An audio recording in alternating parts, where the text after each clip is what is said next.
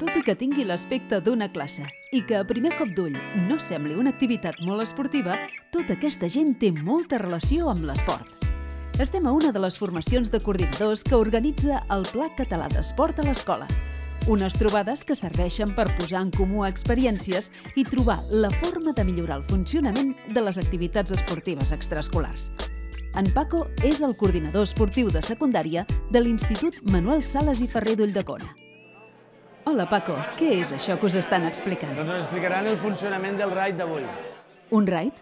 Però no era una formació de coordinadors, això? Sí, però bé, això forma part de la formació dels coordinadors. Bé, et deixem escoltar l'explicació, que no volem que et perdis res. Val, gràcies.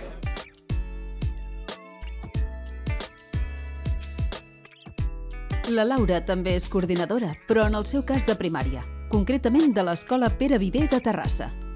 Ara que s'ha acabat la presentació, li demanarem que ens expliqui bé en què consisteix tot això.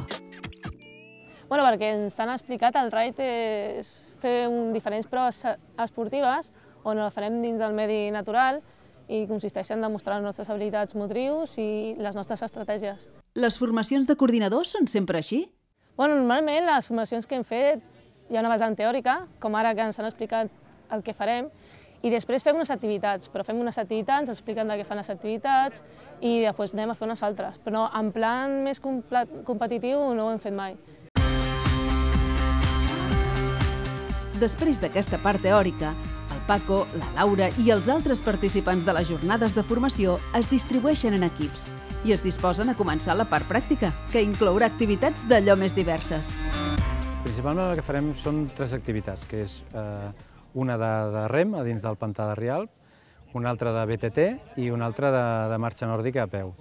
Però dins d'aquestes trajectòries, d'aquests trams, amb les seves transicions, el que hi haurà és diferents proves de treball en equip i de cooperació.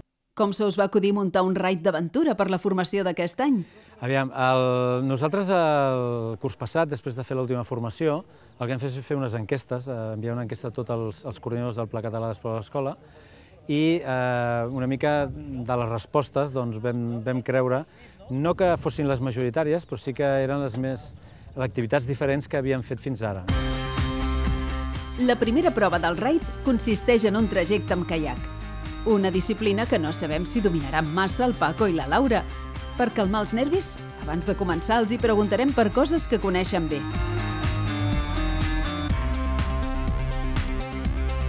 Expliqueu-nos en què consisteix la vostra feina com a coordinadors.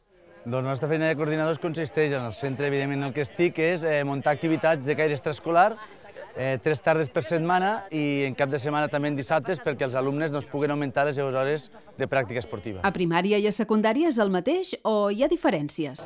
Bé, jo crec que hi ha una mica de diferències pel tema de com motivar els alumnes, perquè els de secundària són més autònoms, els de primària hi ha alumnes que són més sedentaris i hem de parlar amb les famílies, hem de potenciar encara més l'esport i anar parlant constantment amb alumne i familiar. Veieu possibilitats de victòria en la competició de caiac? Bé, l'important, com es diu a l'esport, és participar. Si quedem més davant millor, però l'important és participar.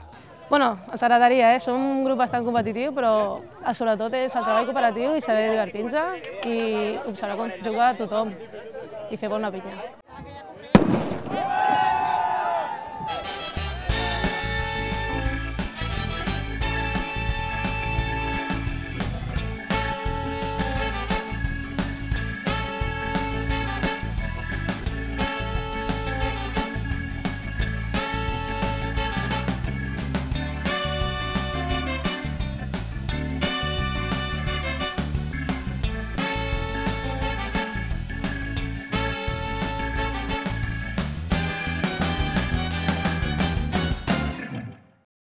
Com ha anat?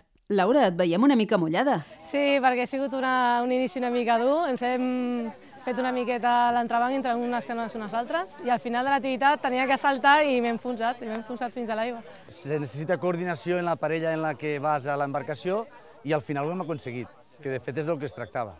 En quina mesura us resulten útils jornades de formació com aquesta? Ens enriqueix molt pel tema d'esport, esportivament, perquè hi ha esports que mai els hem fet a la universitat i pel tema de practicar i conèixer pels nostres alumnes és molt atractiu. A més, compartim més experiències, com van les classes, què podem fer per millorar certes coses i ens ajuda per conèixer-nos entre tots. Fins i tot jo faig aquesta unitat didàctica, tu al teu centre com l'apliques? Doncs així, doncs això.